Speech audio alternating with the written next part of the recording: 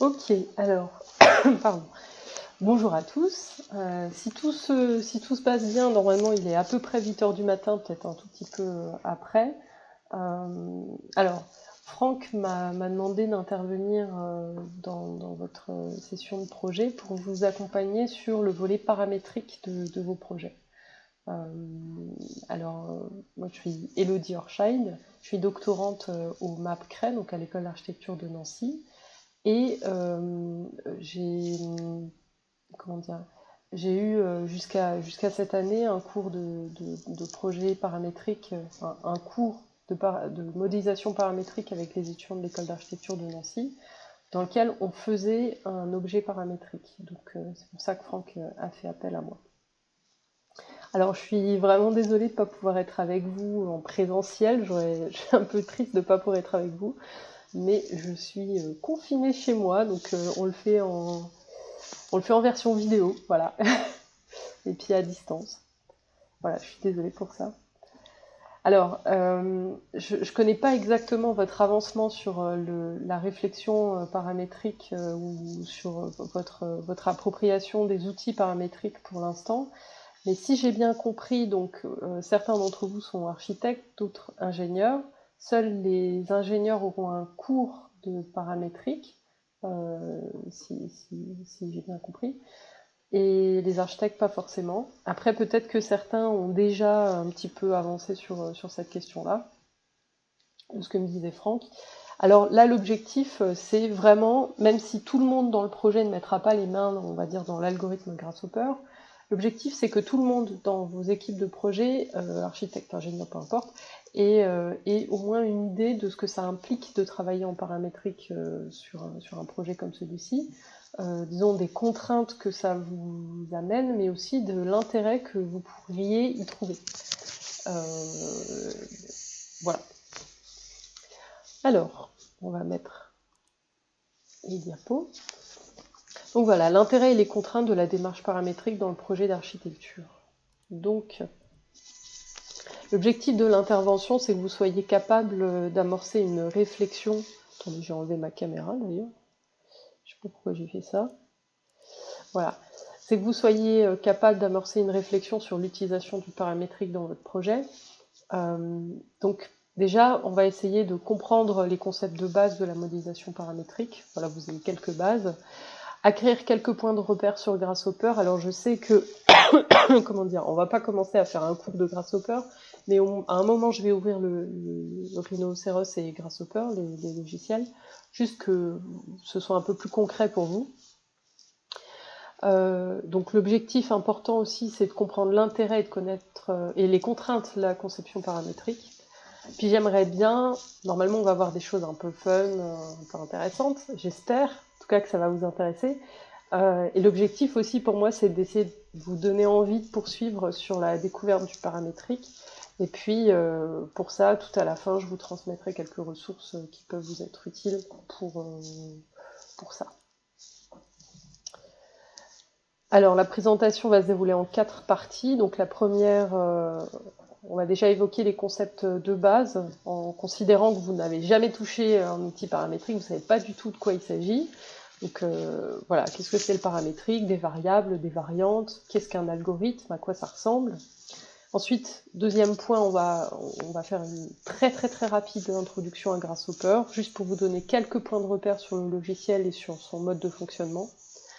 Une fois que tout ça vous semblera un tout petit peu plus concret, on va passer au troisième point. Donc, on va évoquer les applications au sens un peu plus large, au sens assez large d'ailleurs, des applications de la démarche paramétrique pour l'architecture. Donc, exploration de variantes, d'assimilation, thermique, structurelle, le lien avec la fabrication numérique, et etc. Pardon, oui, c'est pour ça que je suis confinée. Hein. Pardon. Et quatrième point, on va évoquer un peu plus en détail la logique paramétrique dans la conception. Et l'objectif de cette partie-là, c'est de vous donner les points clés pour commencer sur votre projet, commencer le paramétrique sur votre projet. Voilà. Et puis ensuite, je vous donnerai quelques ressources utiles. Voilà. Voilà, donc première partie, définition de quelques concepts utiles. Oups. Alors, Alors, si je vous demandais dans la salle là de me dessiner un cylindre, bon, je suis pas là, mais imaginons. On se retrouverait probablement avec des cylindres tous très très différents, et pourtant ce seraient quand même tous des cylindres. Enfin, normalement, si vous savez ce qu'est un cylindre. Alors techniquement, quand vous dessinez un cylindre, vous faites appel à deux notions principales. Donc un certain nombre de règles et des étapes de construction, vous les connaissez, c'est ça qui vous permet de dessiner un cylindre, mais au moment où vous posez un trait, vous êtes obligé de définir un certain nombre de valeurs. Par exemple, la hauteur du cylindre ou le diamètre du cylindre. En paramétrique, vous allez voir que les valeurs, en fait, c'est des choses qui vont être variables. Alors, tous les cylindres que vous auriez créés, on appellerait ça des variantes. Donc des variantes de cylindres, c'est tous des cylindres, mais ils sont légèrement différents. Ces variantes sont différents suivant certaines variables. Donc là, par exemple, dans les variables qu'on a, on a la hauteur, le diamètre, l'orientation aussi, vous voyez qu'il y en a qui sont de travers, et la couleur. Donc ça, c'est les variables. Et puis, vous auriez donc dû faire appel à un certain nombre de règles de construction. C'est tout à fait possible que, pour respecter les mêmes règles de construction, vous n'ayez pas eu le même parcours, c'est-à-dire vous n'avez pas fait les mêmes opérations, pas dans le même ordre. Peut-être que certains ont commencé par dessiner un disque, et puis l'ont extrudé. Peut-être que d'autres se diraient, ben, moi je dessine deux cercles, et puis ensuite je les rejoins. Voilà, pour autant, là on a exactement le même résultat, mais c'est deux algorithmes légèrement différents. Alors, paramétrique. Bon, c'est quelque chose de tout bête, mais c'est quelque chose qu'on m'a pas expliqué à moi quand j'ai commencé à faire les cours enfin, quand j'étais étudiante et que j'ai commencé à suivre des cours de modélisation paramétrique, puis ça m'a un peu embêté. Donc voilà, le paramétrique, c'est quelque chose qui contient un ou des paramètres, des variables. Alors des paramètres. Un paramètre, c'est quoi? C'est un élément variable rentrant en compte dans la description d'un phénomène, dans la résolution d'un problème. Ça, c'est important parce qu'il y a deux choses différentes. Il y a la description d'un phénomène et il y a la résolution d'un problème. On verra tout à l'heure à quoi ça peut correspondre. Vous le retrouverez tout à l'heure. Paramètre, ça vient donc para, contrer, parer, à côté d'eux, et mètre, la mesure. Donc en fait, quand on utilise des paramètres, on contre la mesure. Voilà, c'est très basique, mais ça permet de commencer à appréhender cette question de paramétrique, modélisation paramétrique ou architecture paramétrique, donc dont on n'a pas fixé certaines valeurs. Donc sur le paramétrique, attendez, je vais enlever ma caméra, Pac. Donc sur le paramétrique, tous les cylindres qu'on aura obtenus, ce sera des variantes. On aura un certain nombre de valeurs dont on aura choisi qu'elles seront variables, ce sont des paramètres. Et puis on aura fait appel à un certain nombre de règles de construction qui vont utiliser d'ailleurs ces variables. Et ça, c'est ce qu'on appelle un algorithme. Voilà, le gros mot. Et là, en l'occurrence, c'est un algorithme Grasshopper. Alors, un algorithme, c'est quoi? C'est une suite finie et non ambiguë d'opérations ou d'instructions qui permettent de résoudre un problème ou d'obtenir un résultat.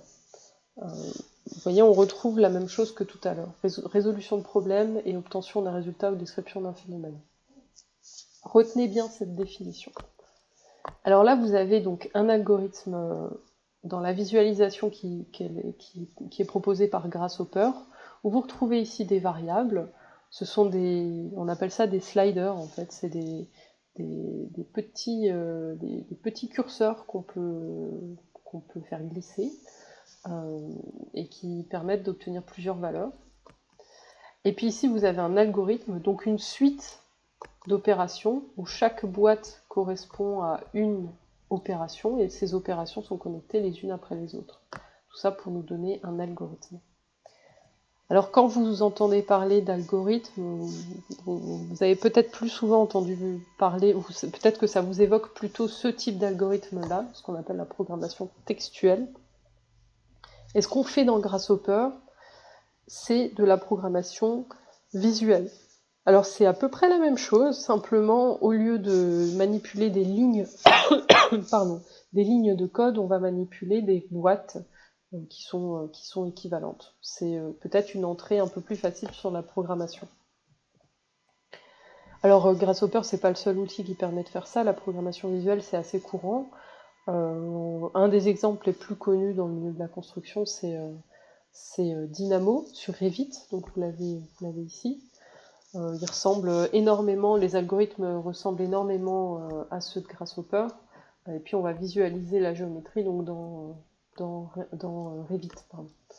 Vous avez aussi la Sverchok, qui est un module paramétrique pour Blender, ou encore Houdini, là les algorithmes sont verticaux, de haut en bas, pour Houdini, donc c'est plutôt pour le jeu vidéo.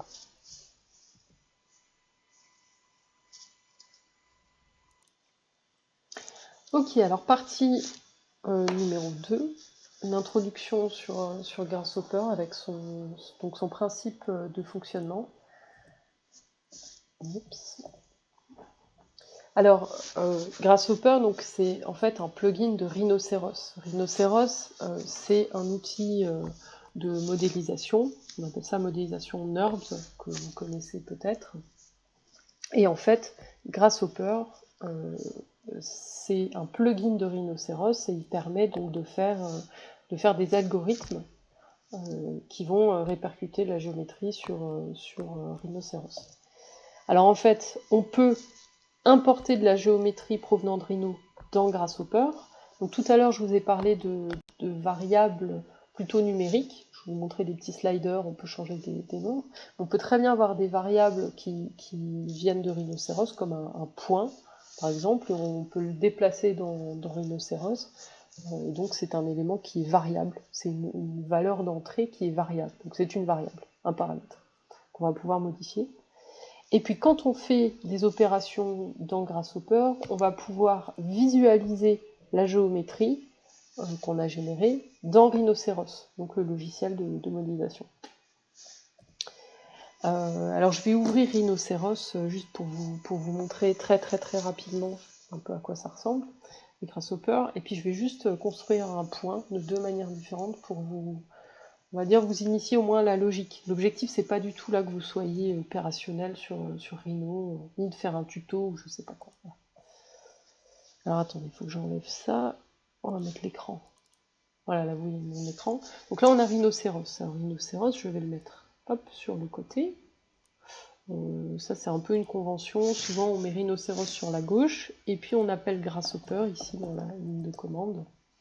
Et on a Grasshopper qui s'affiche ici, sur la droite. Hop, on va le mettre sur la droite. Alors,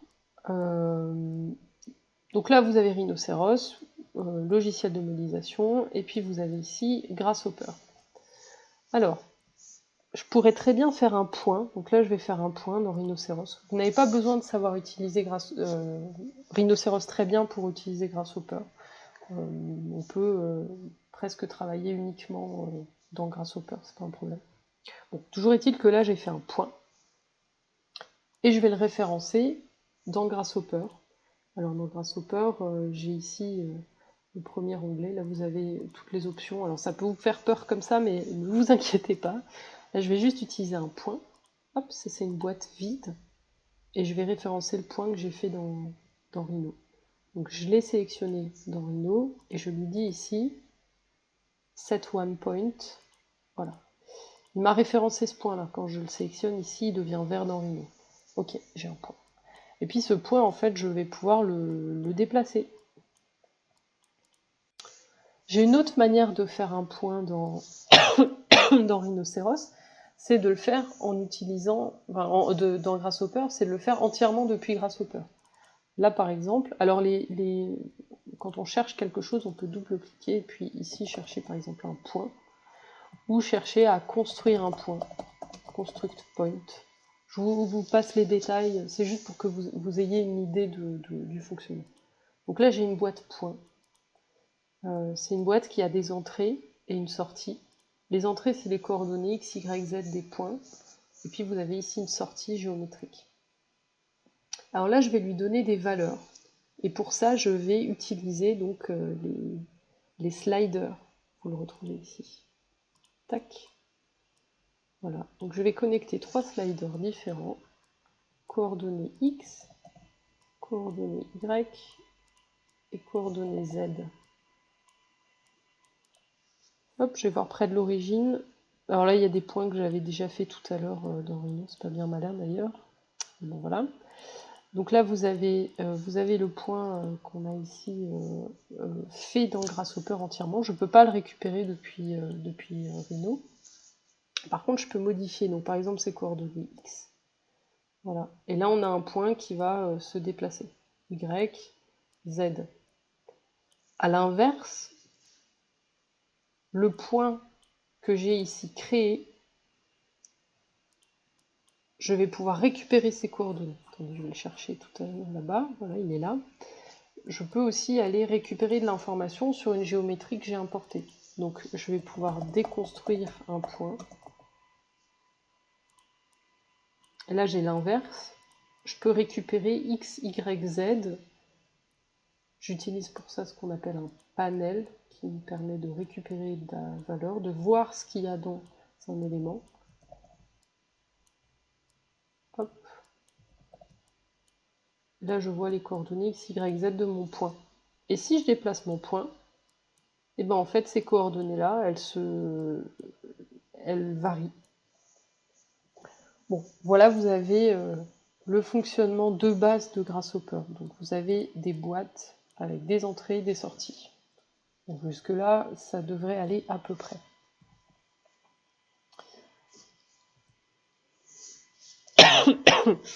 Voilà, donc ça c'est quelque chose qu'on a vu.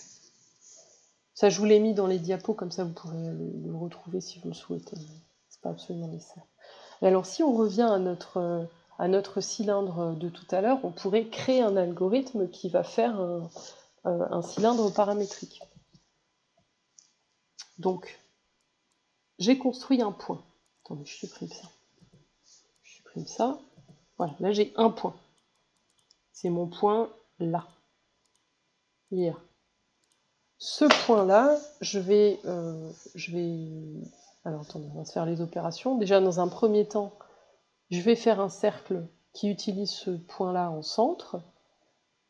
Ensuite, je vais dire que ce cercle-là, il a une surface, donc ça devient un disque. Et puis je vais l'extruder d'une certaine valeur. Et puis voilà, on aura notre cylindre. Alors, j'ai un point. Je construis un cercle qui a ce point-là pour centre. Donc là, j'ai 3 entrées. Quand vous ne savez pas de quoi il s'agit pour une entrée, vous mettez votre curseur ici, puis ça vous dit ce qu'il veut. Il veut un point de centre. Ici, il veut une normale. Donc là, c'est Z. Il est à plat. Et puis, il veut un rayon. Donc ce cercle-là, on va pouvoir lui dire qu'on veut lui donner un rayon variable. Donc je vais utiliser un slider. Je lui donne un rayon. Là, je vais pouvoir modifier mon cercle. À partir de ce cercle, moi j'aimerais bien avoir une surface, donc un disque, à partir de son contour, donc boundary. Une fois que j'ai ça, donc je peux toujours modifier ma première valeur ici de rayon, hein, ça va me donner un disque qui est paramétrique. Et ensuite, je peux pouvoir extruder. Donc j'extrude une géométrie d'une certaine distance sur un vecteur. Donc je vais l'extruder sur l'axe Z d'une valeur variable avec un slider.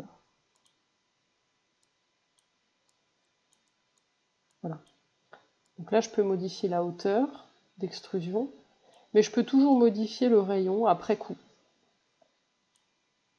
Donc là, ça vous donne une idée de ce qu'est un algorithme, de ce que ça peut produire sur une géométrie très très simple. Bon, après, évidemment, il faut apprendre à s'en servir, il faut connaître les composants, savoir les rechercher, mais là, vous avez au moins une idée de ce que ça permet de faire.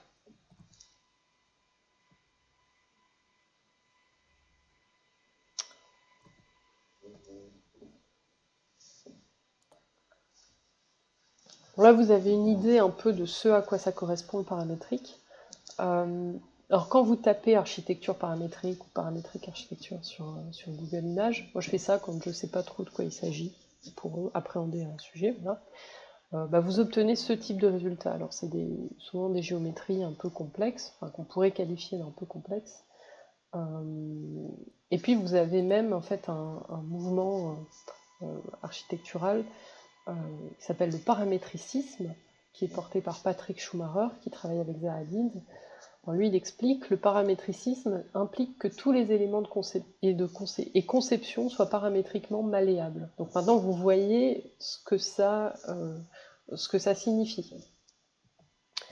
Voilà, donc je disais, il a travaillé avec Zaha Hadid, et pour vous donner une idée de leur projet, voilà le type de projet sur lequel il travaille. Bon, et puis là, il n'y a pas grand-chose en bois, donc on s'éloigne un peu de votre thématique à vous, mais voilà, je voulais vous montrer un projet, un projet peut-être que vous connaissez.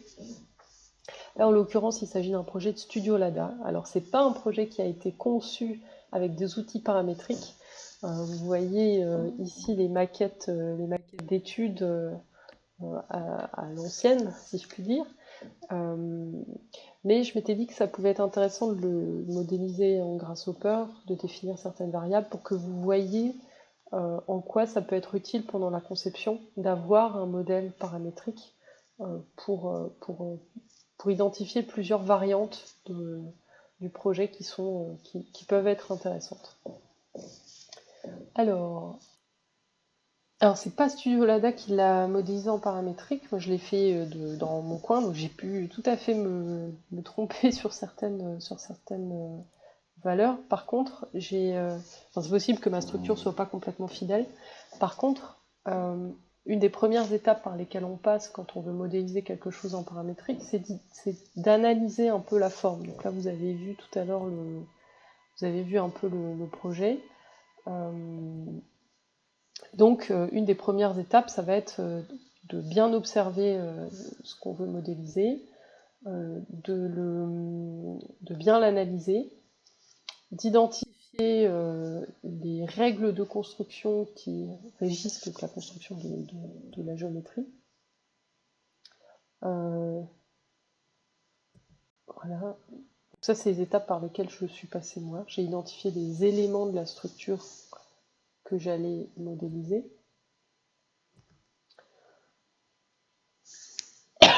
C'est important aussi de les nommer pour pouvoir s'y retrouver après dans le projet paramétrique.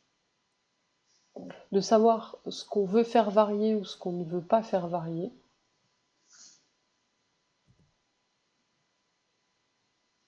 Et puis ensuite de se faire un plan d'action pour pouvoir modéliser ce qu'on a envie de modéliser. Bon.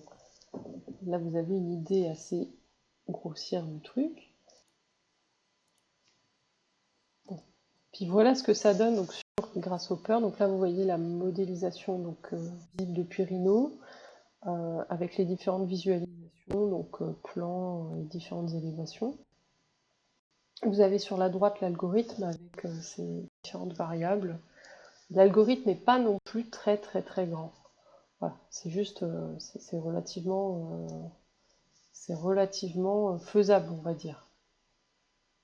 Et puis vous voyez quand je le sectionne à la fin, voilà. Alors là je fais varier quelques variables, juste pour vous donner une idée des variantes que vous pouvez obtenir sur le projet. Donc là, le nombre de subdivisions dans une demi-travée, la longueur d'une travée,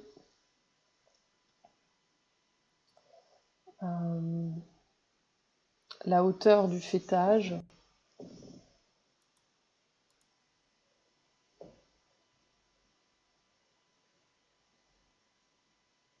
Et alors vous voyez que la totalité de la structure s'adapte, c'est-à-dire qu'il y a des règles de construction qui font que ça n'explose pas complètement, enfin s'il y a certains moments, vous voyez, mais on est capable de voir l'effet de la modification d'une des variables sur la structure. Et peut-être que voilà, ça peut permettre de faire des choix dans le projet. Alors là, il y a d'ailleurs des variables que j'ai pas nommées de façon très judicieuse. Vous voyez, zigzag grand, zigzag petit. Bon, on voit pas bien à quoi ça correspond, mais bon, c'est pas grave. La pente de toiture, vous voyez que ça change quand même assez fortement le projet. Hein.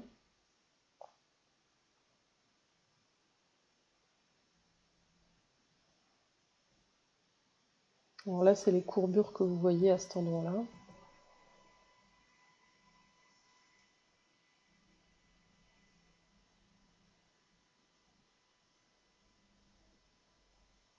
Bon, puis le nombre de travées.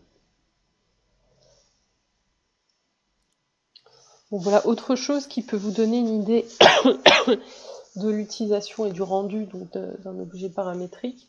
Ça, c'est un exercice qu'on a fait avec mes étudiants l'année dernière. On a participé à un concours. L'objectif là, c'était de modéliser un escalier, enfin de concevoir un escalier innovant. Et nous, on l'a fait donc en paramétrique. Alors, je vous donne le site qu'on a utilisé pour le rendu. Pardon, c'est celui-ci. Alors là, vous voyez les différents projets et lesquels on va prendre celui-là. Donc là, quand vous allez sur le projet, les étudiants détaillent un petit peu leur démarche. Vous pourrez aller voir un peu si vous voulez voir comment ils ont déroulé un peu ça, comment ils l'ont utilisé dans le projet. Leurs rendus finaux. Et puis surtout, alors ce qui est particulièrement intéressant, hop, ça se situe plutôt vers la fin, c'est ici quand ils proposent en fait les variantes, des variantes du projet. Donc là, on est capable d'identifier très clairement voilà, des variantes et ils ont fait énormément de tests pour pouvoir sélectionner une des options sur leur projet. Et puis ils ont sorti même des images de l'impact de certaines variables sur leur projet. Là, par exemple, vous voyez la hauteur des sinusoïdes qu'ils ont faites. Alors, il y a un autre projet qui est intéressant aussi pour leur démarche paramétrique. Pardon. C'est ce projet-là. Alors, à la fin, vous voyez... Pardon, ils ont travaillé plus spécifiquement sur certaines marches. Vous voyez l'impact de certaines variables. Ils ont testé... Leur objectif, c'était de faire des simulations à partir de ça, en se disant qu'ils n'ont pas besoin à chaque fois de tout remodéliser, parce qu'ils l'avaient fait en utilisant le paramétrique.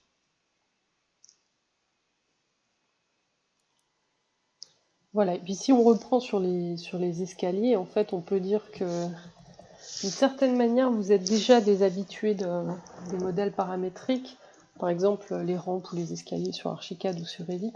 Le seul truc, c'est que vous êtes plus habitué à modifier à simplement manipuler les variables et pas du tout manipuler les algorithmes qu'il peut y avoir derrière. Donc à être en fait concepteur de l'algorithme. Vous êtes habitué à manipuler des modèles paramétriques en modifiant certaines variables. Voilà. Alors la partie numéro 4, les applications donc des outils paramétriques pour l'architecture. Alors en fait, là on a vu principalement une utilisation pour la génération de formes, le prototypage. Mais en fait, on peut tout à fait avoir une continuité numérique et faire à la fois de la, on va dire, la génération de variantes sur le projet, générer le système constructif, évaluer des solutions en faisant par exemple des simulations, et puis aller toujours dans la continuité jusqu'à la fabrication numérique. Alors, je vais vous donner quelques exemples qui vont dans ce sens-là. Un certain nombre d'exemples que je vais vous montrer seront issus de ce projet-là, qui a maintenant peut-être presque une dizaine d'années, mais qui est très bien, où la démarche paramétrique a été très bien référencée. Le Tennis Center de Lanzhou. Alors, première utilisation des outils paramétriques, vous l'avez vu, ça peut être une aide à la conception, aide à la modélisation aussi, pour générer des formes un peu plus complexes. On va pouvoir se laisser la possibilité de ne pas recommencer en permanence le modèle assez complexe.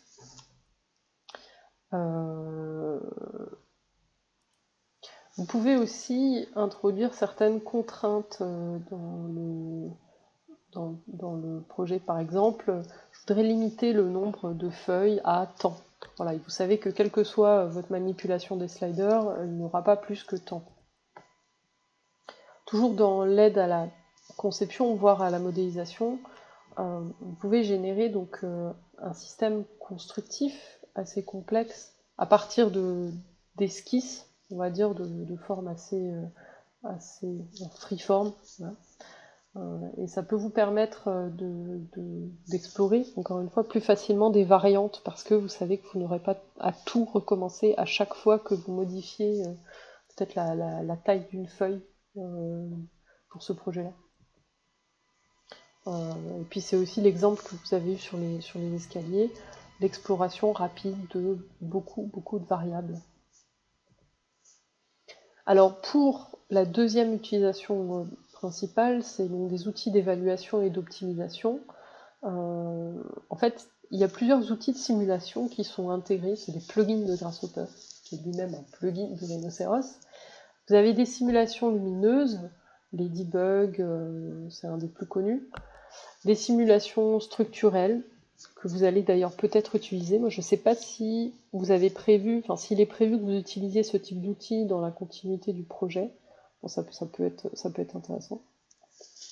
Les outils de simulation de parcours, quand vous voulez fabriquer une géométrie qui a été conçue, donc un projet et une géométrie modélisée dans Grasshopper, vous avez des outils de simulation de parcours pour voir si ça va bien se passer avec votre robot ou pas. Et puis des outils d'optimisation, ça j'y reviendrai un tout petit peu plus tard. Donc pour les outils d'évaluation, là un exemple pris toujours sur le même projet, c'est la courbure en fait. Si on sait qu'on utilise un matériau qui a une certaine contrainte, par exemple de courbure, on peut le tester, tester notre design, l'évaluer. Si on voit que c'est pas bon, eh bien on va modifier les variables adaptées et puis on va retester. Voilà. Ça permet de faire plus facilement cette boucle conception, simulation, reconception, simulation. Bon, des simulations structurelles, ça on l'a vu. Simulation lumineuse. Alors, tout à l'heure, je vous parlais d'outils d'optimisation. C'est utilisé beaucoup aussi avec la simulation lumineuse. Alors, l'exemple que je voulais vous montrer, c'est celui-là. Alors, en fait, les outils d'optimisation, c'est des outils qui peuvent... comment dire ? Les outils d'optimisation, c'est des outils qui vont explorer d'eux-mêmes plusieurs variantes du projet parce que vous autorisez ces outils-là à faire varier certaines variables. Donc en fait, ils vont tout seuls, entre guillemets tout seuls, faire varier certaines variables et vous leur donnez un objectif à atteindre. Par exemple, ici, c'est une modélisation très basique d'une tour et on teste donc l'ensoleillement sur les différentes faces de cette tour. Et l'objectif, c'est de trouver la combinaison, enfin la position donc de la tour qui permet d'avoir le meilleur ensoleillement. Et donc on va laisser l'algorithme manipuler le positionnement de la tour pour qu'il puisse trouver la position qui maximise cet ensoleillement. Alors, ça donne ça quand il lance l'algorithme. Et là, vous le voyez parcourir un certain nombre de solutions. Ici, vous avez donc l'algorithme d'optimisation qui va montrer, qui va converger progressivement vers certaines variables. Voilà. Bon, c'était juste pour vous donner un exemple. Alors, voilà. Alors, c'est utilisé aussi, grâce Hopper notamment, pour matérialiser les solutions architecturales et techniques, pour préparer la fabrication numérique. Je vous en ai parlé tout à l'heure avec la connexion possible avec des robots. Vous pouvez aussi préparer votre prototypage. Donc là, c'est un exemple d'un projet, d'ailleurs que j'ai fait moi quand j'étais étudiante. Vous avez l'algorithme ici, vous avez des variantes du projet. Et puis en fait, quand on modifiait certaines variables, on avait la plaque de découpe laser qui se mettait à jour, avec bien sûr la structure, enfin la découpe qui permettait d'obtenir la nouvelle forme du projet. Voilà. Vous avez aussi de plus en plus des fabricants de robots qui proposent des modules, des modules Grasshopper qui permettent de faire cette simulation de tracé. Et vous avez d'ailleurs un ancien de l'ENSTIB qui a fait sa thèse sur ce lien conception-fabrication. Et lui, pour sa thèse, il a fait un algorithme qui partait donc d'une freeform, qui allait la plier, enfin, on la plissait, je sais pas comment il dit ça. Il faisait une analyse structurelle, et puis ensuite, son algorithme, donc l'algorithme qu'il a fait dans Grasshopper, générait les assemblages. Hein. Et puis, il est passé en fabrication à l'ENSTIB, d'ailleurs, sur un robot.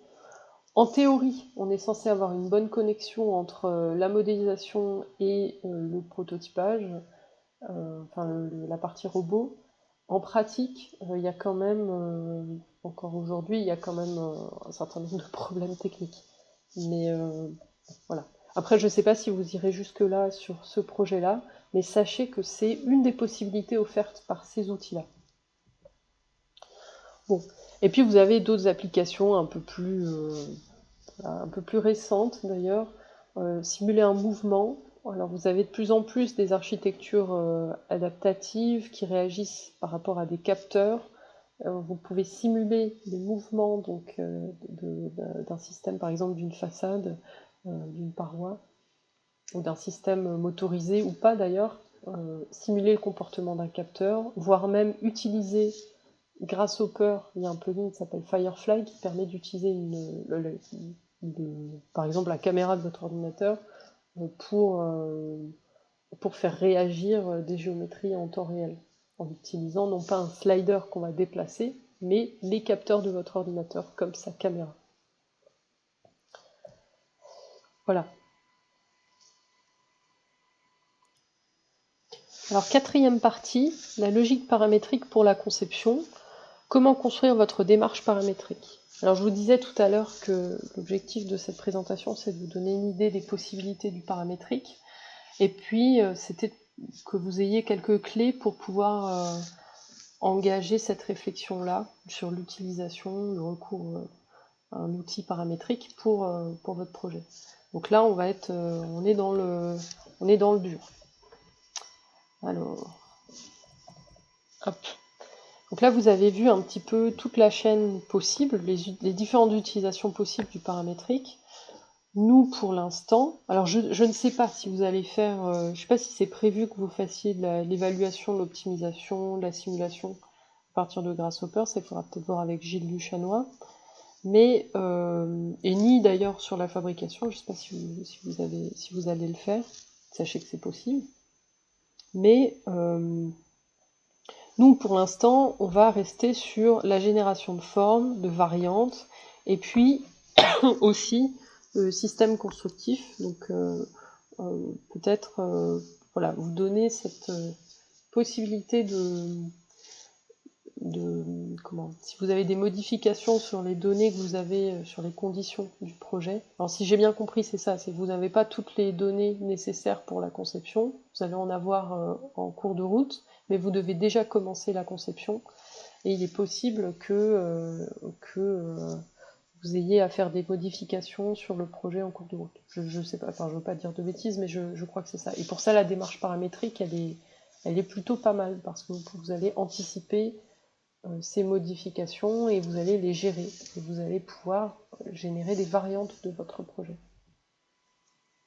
Alors, je vous disais tout à l'heure, vous avez l'habitude de gérer des modèles paramétriques, mais ce que vous modifiez d'habitude, c'est plutôt les valeurs.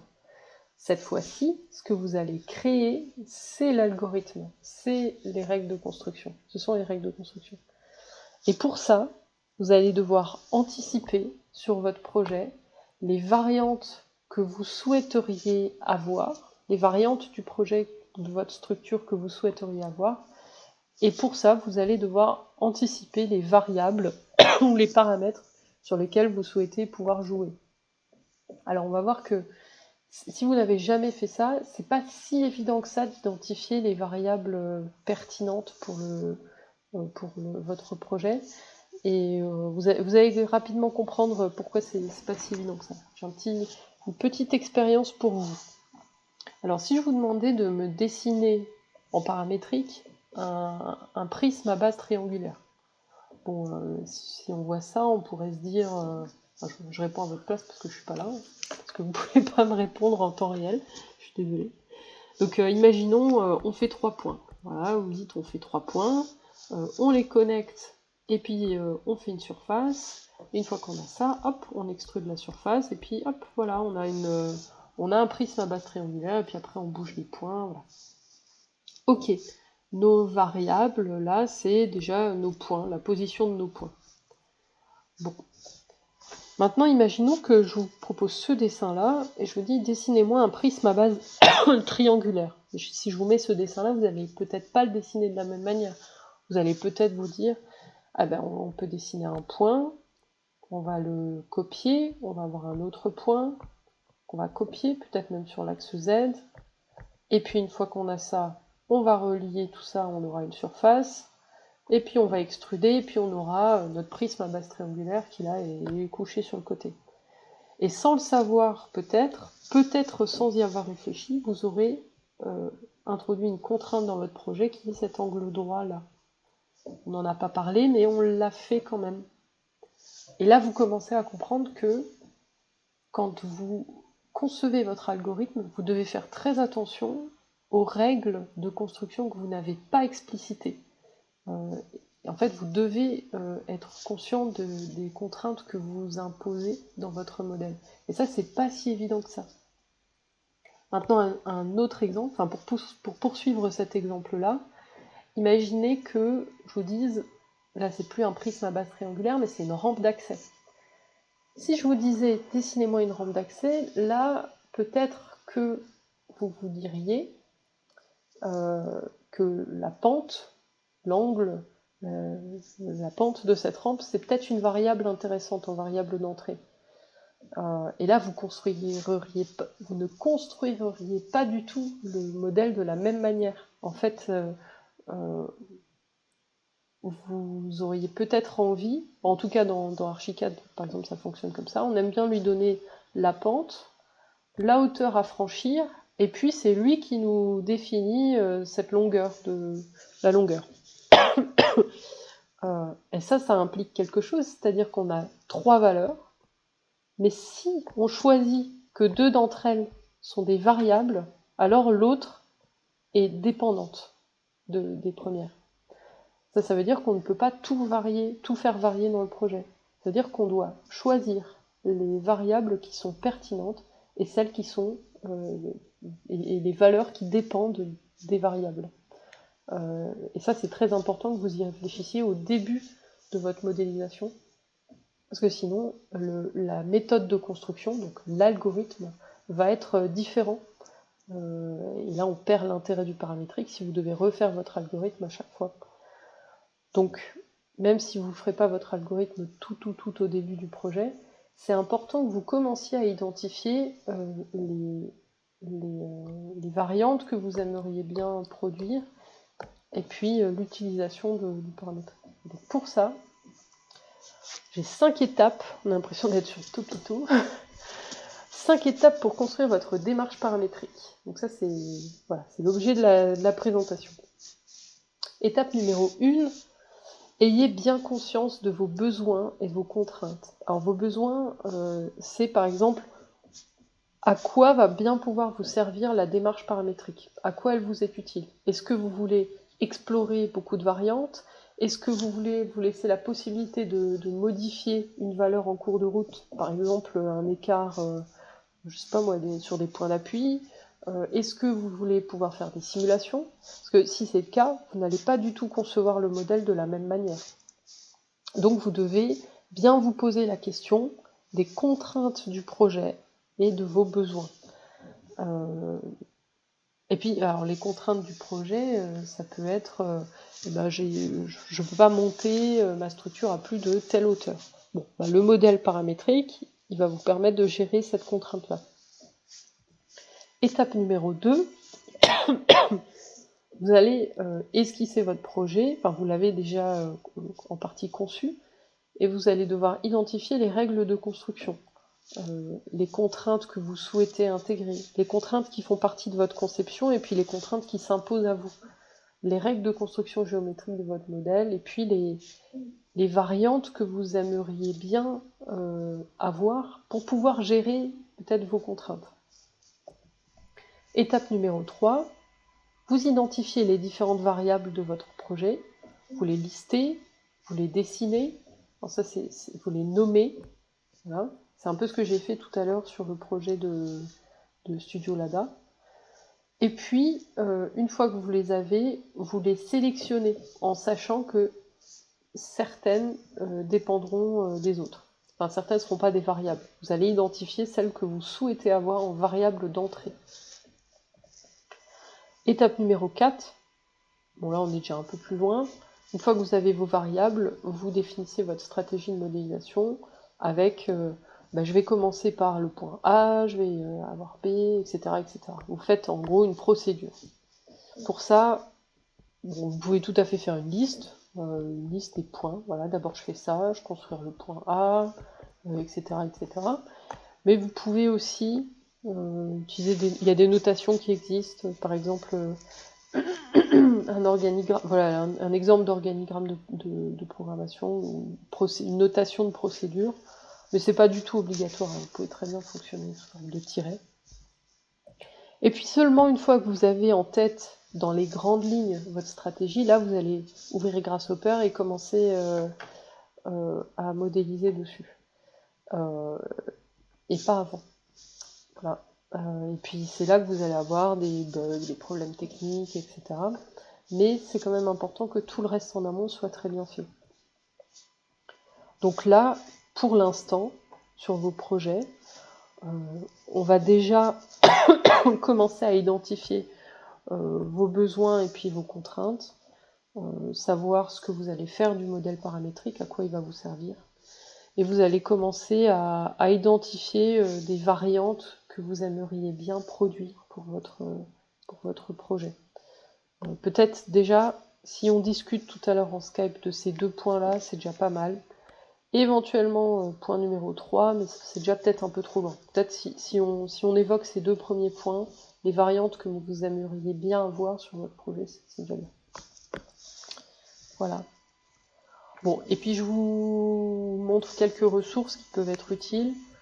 Alors il y a énormément de tutoriels sur internet. Alors ce site-là il est quand même vraiment pas mal, des tutoriels très simples et appliqués à l'architecture, donc c'est intéressant pour vous. Vous avez la chaîne YouTube Archi Tutors qui est pas mal, avec une playlist, donc je vous ai mis tout ça, c'est incliquable, hein. Une playlist spécifiquement Grasshopper. Et puis sur Instagram, je sais qu'il y a de grandes chances que vous y soyez, vous avez paramétrique architecture qui est pas mal, qui montre plutôt des images d'architecture paramétrique. Et puis paramétrique 3D, c'est les mêmes qui font la paramétrique house, donc il y a même des petits exemples, démos, tutos sur Insta en fait régulièrement. Voilà. Voilà, donc j'espère que ça vous aura permis. Enfin, déjà, j'espère que c'était pas trop long, pas trop embêtant, que ça vous aura permis d'y voir un tout petit peu plus clair sur le paramétrique et puis sur ce que vous allez pouvoir en faire. Et puis voilà, l'objectif c'était de préparer nos rendez-vous Skype de tout à l'heure, donc voilà. Je vous dis à tout à l'heure. Normalement, je suis là en visio pour les éventuelles questions. Et puis voilà, à tout à l'heure.